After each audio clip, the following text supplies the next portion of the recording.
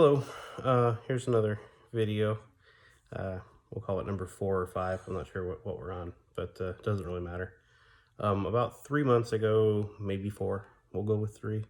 Um, I decided I was going to take on some projects at the house here all at once, which I probably, thinking back on, it's probably not a good idea, but I was being ambitious. Basically, I wanted to do a barn door, a cutting board, and actually 2 barn doors because it's going to cover these sliders, and then also remodel the bathroom. I don't know what I was thinking, but anyways, bless you, bless you. Might have to edit that out. Anyways, kind of wanted to go over the barn door situation right now.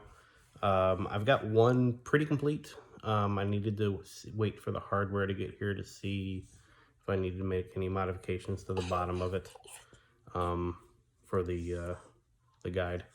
And then I still need to finish the second door. The first one's pretty done, like I said.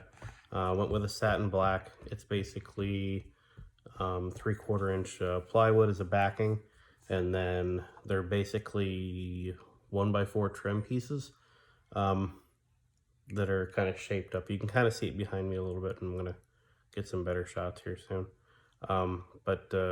Yeah, that's what I've been working on. Had a couple people ask me, hey, where'd all your videos go? That's pretty much it.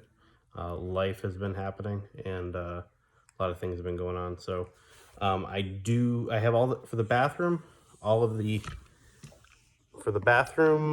the nickel gap is up. So that's good. Painted 80% of it. I've been waiting on some of the panels that I'm going to use for the ceiling. It's going to be a composite foam type stuff that's nickel gap as well. But I figured it'd be easier and less prone to any type of moisture being up on the ceiling or whatever. But it'll be lighter and easier to put up as well. And then I've got the crown. So I was all waiting for the ceiling part. In the meantime, that's when I started kind of finishing up this first door, and then kind of started the second one. It's about 40-50% complete. So I'm going to go over to the hardware here and kind of show you what I am getting myself into and where this is going. So what I ended up getting was the 8-foot, you can kind of see the rails there, the 8-foot barn door hardware kit.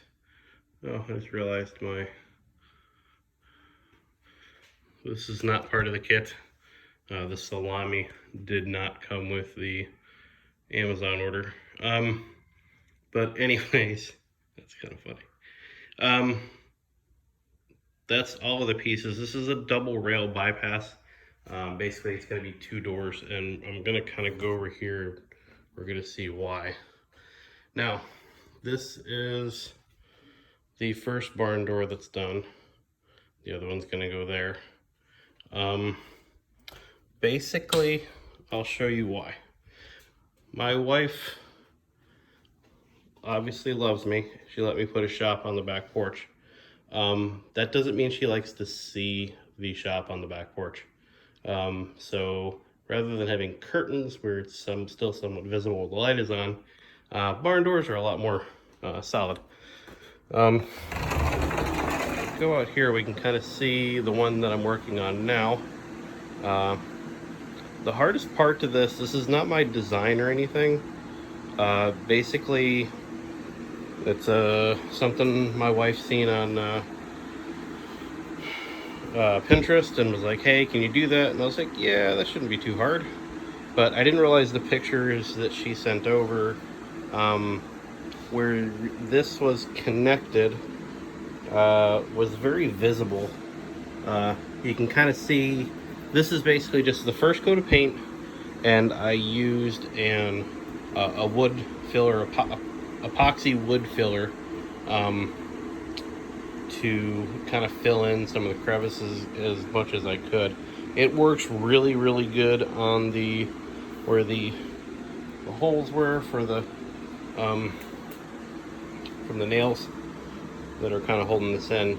But when it gets to the larger pieces, this is even after about 30-40 minutes of filling, sanding, refilling, it's still visible.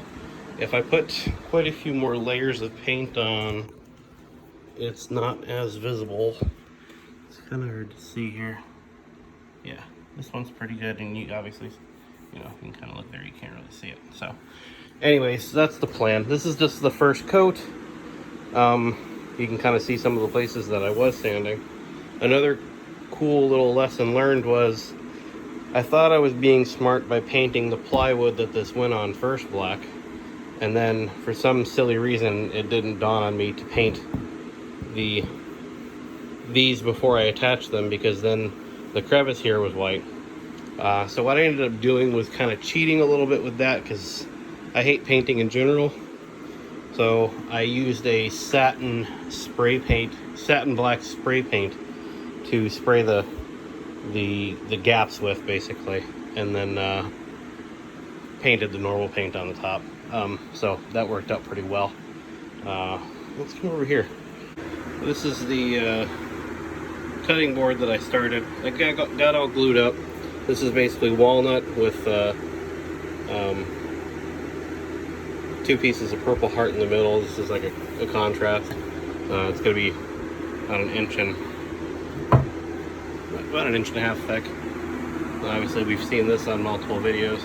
Got it all polished back up really good, and then I realized you can kind of see these little swirls right here. There must have been some buildup on the sandpaper, so I have to redo that whole entire polishing process again.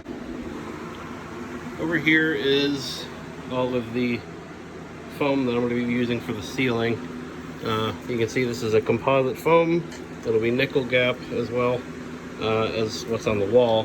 This has like a wood look to it, as you can kind of see there.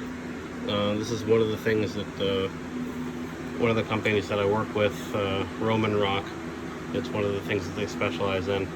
And I'm going to be using this beam here for something else.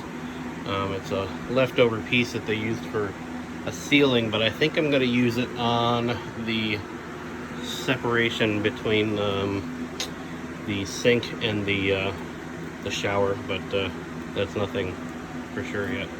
Anyways, back to the door. So yeah, this is just the first coat on this door. This will be the second one. Again, not rocket science putting this together. You can kind of see the edge on this. The plywood is the backing piece, and then this is 1x4 MDF. It's like the trim pieces where it's got the rounded edges on it. I probably would, if I ever did this again, I probably would do it without the gap just to see how that looks. And I think it would look just as good, to be honest with you. Plus, I'd have less issues with this. I think another way to go about this would be buy a 4x8 sheet or 2 of them of either MDF or whatever, and then just cut these corner pieces off of it. That way this is seamless. You don't have to spend an extra hour or 2 trying to get that as seamless as possible. Because if you the picture that she sent over, you can visibly see how it was put together, and it just doesn't, it looks cheap. There's no nice way to say that. The design is awesome though. I just didn't like how the Pinterest picture looked. So to recap, basically got the barn door, cutting board, bathroom. Bathroom should count as 2. It's bathroom. Anyways, the cutting board, I just need to make some adjustments to my thickness planer. It's cutting a little more on the left side than it is the right. So once I make that adjustment, which is like a 5-minute thing, I can start running the cutting board through there and throw some mineral oil on it. It's about ready to go. The bathroom. Like I said earlier, all the nickel gaps up, so I just need to paint the ceiling pieces, put the ceiling pieces up, touch up anything that I messed up during installation, put the crown up.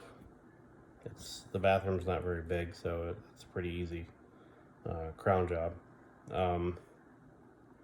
There's a very little tile that I need to do in there.